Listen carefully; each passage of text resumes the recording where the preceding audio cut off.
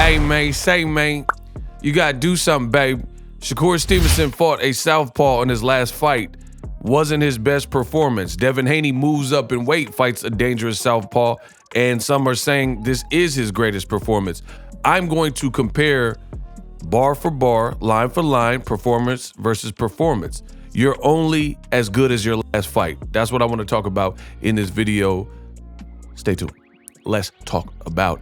What up, Fight World? It's your boy Ego, and I'm back with some more boxing. Now, I was at Devin Haney's last fight, Regis Prograis. Looked good. Make sure you guys catch my full breakdown on the channel where I really give you the greatest breakdown, the best in YouTube, and tell you what happened. Regis Prograis, he just looked out of sorts, and you got to give credit to Devin Haney because here's the thing. This is how you know. If you know, you know, and I shouldn't have to say this, but this is how you know. Devin Haney fights Regis Prograis, and he looks like dog-ish. Regis Prograis, even when he was fighting Zorilla, was it his best performance? Absolutely not.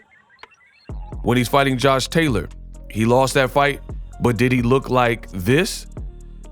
Any fight you think of with Regis Prograis, any flaw or deficiency or whatever you want to say, weaknesses, he never looked like this until he fought Devin Haney. So I think it's safe to say, unless there was some other major thing that happened, like, you know, some crazy injury, but Regis Prograis hasn't said anything. So we're not going with any type of excuses. So all we know is Devin Haney got in the ring with Regis, and Regis had his worst night versus him. So you got to give credit where credit's due. It's like when Floyd Mayweather fights against Manny Pacquiao, and Pacquiao, who's normal, I believe I will fight him, my fight with Floyd, and he's normally this whirlwind of sorts, this tornado throwing punches and bunches. Then all of a sudden, mysteriously, he only lands 71 punches against Floyd Mayweather. So that is showing you what the real problem is. Styles make fights, and Floyd wasn't going to allow, I believe my fight with Floyd. He's not going to allow Pacquiao to get off like Antonio Margarito, because Floyd is no Antonio Margarito in a good way. You know what I mean? He's a way more complete fighter, way more diverse fighter. Same thing with Devin Haney. Regis Prograis combined for a low. He set like a new record that was just recently set by Edwin De Los Santos versus Shakur Stevenson, which we'll talk about in a second. Difference being is Regis Prograis kept trying, and Devin Haney wasn't fighting the fight that Shakur fought, because Shakur was just at range and mastering the distance whilst not throwing that much offense, which, again, when I break down Shakur's last performance, then I'll expand on that.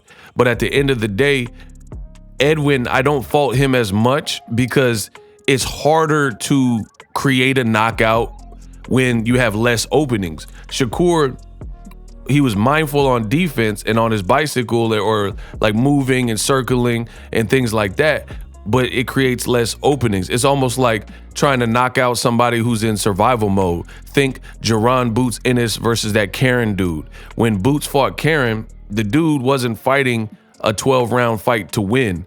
And when you're not fighting to win and you're more so like kind of in a survival mode, yeah, it's going to be hard to create those openings. So that's the same thing with Edwin De Los Santos. Is like, how could he create openings when Shakur felt his speed, seen his reaction time and explosiveness, and felt his power, and didn't allow for many openings because he himself wasn't offensive.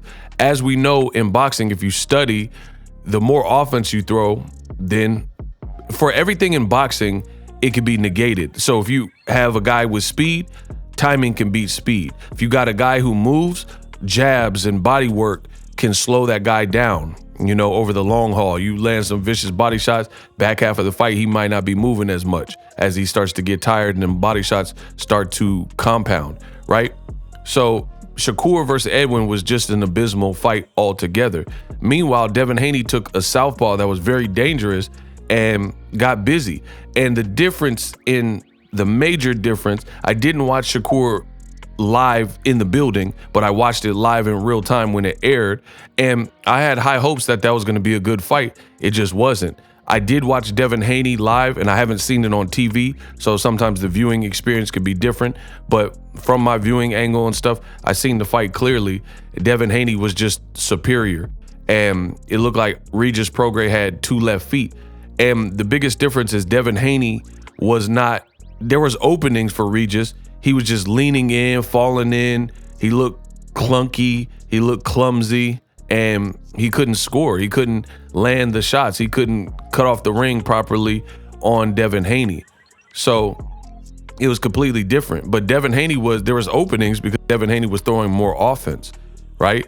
So Devin Haney clearly had the better performance. Now let me talk a bit about Shakur's performance and why I say that. Well, first, let me address the elephant in the room. Make sure you guys thumb up the video, subscribe, it's free, and hit the bell notification icon so you don't miss a thing. I'm your one-stop shop for all your boxing needs. Shakur Stevenson, when he fought Edwin De Los Santos, it was on both sides, it lacked offense. And let me address, like I said, the elephant in the room, which is this, is Shakur Stevenson, when he fought against Edwin De Los Santos, notice post-fight, meaning anytime after the fight, Shakur Stevenson had to almost explain away why his performance was what it was. Post-fight, he looked pretty mum. He didn't look like he was happy with his performance when he was being interviewed by Bernardo Osuna on ESPN.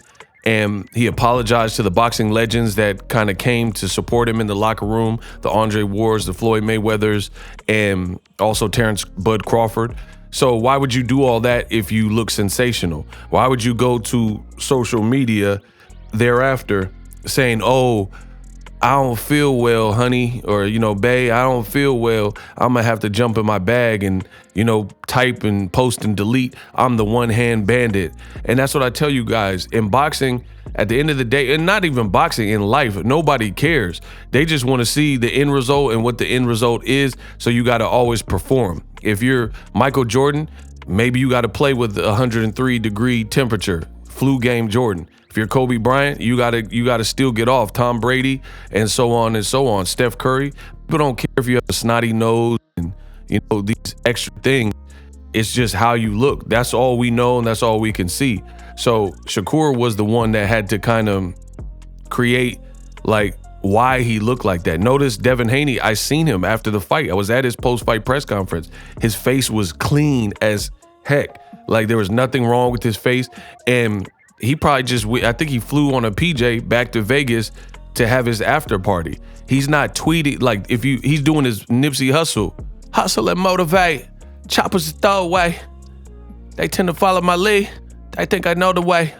Right, he on his victory lap. He's just posting his photographers and videographers clips and snippets and thank everybody for coming out. He not oh, I gotta get in my bag, Regis Prograis, blah blah blah. It's nothing. But both performances with Nakathila and Shakur versus the fight with Edwin De Los Santos, he's kind of coming out thereafter and saying, oh, Nakathila, he was scary, he had power, he was an awkward guy and blah, blah, blah.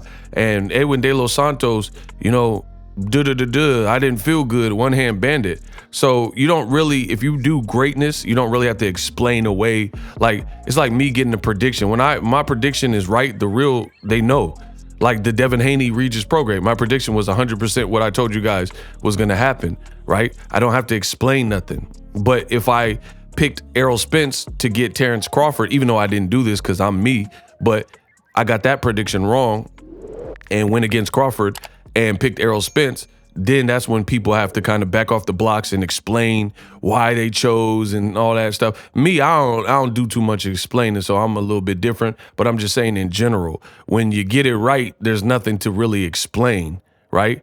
If you made a great, let's say business, if you made an amazing business move and you had stock in Amazon and then they blew up to $1 trillion company, you don't have to explain how that was a great move. We all know you were an early investor in Uber, you were an early investor in Netflix, you were an early investor in Amazon. We know that's an amazing move when it all is said and done, you know what I'm saying? So you don't have to explain anything. You just let it rock and people see like, oh man, this dude is a great businessman. Reed Hastings, he invested in Netflix, boom, boom, boom. He had faith, blah, blah, blah, right?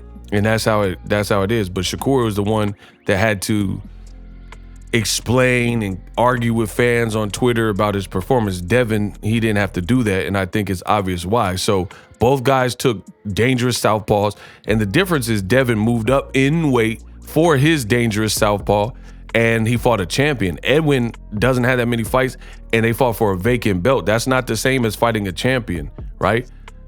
Regis got more fights. Regis has been in tournaments like the World Boxing Super Series. He was a champion, and it was at a new weight class. So Devin Haney took a big risk. I asked Bill Haney about what makes Team Haney take risks. Check that video on the channel. I'm the best in the business, and I'm going to holler at y'all. And I'm out.